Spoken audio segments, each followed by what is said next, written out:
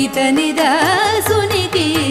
శ్రీ వెంకటేశ్వరుడు చిత్తములోనున్నవాడు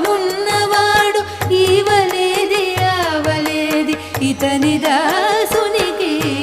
తెలిసితే మోక్షము తెలియకున్న బంధము కలవంటిది బతుకు ఘనునికి తెలిసితే మోక్షము తెలియకున్న బంధము కలవంటిది బతుకు ఘను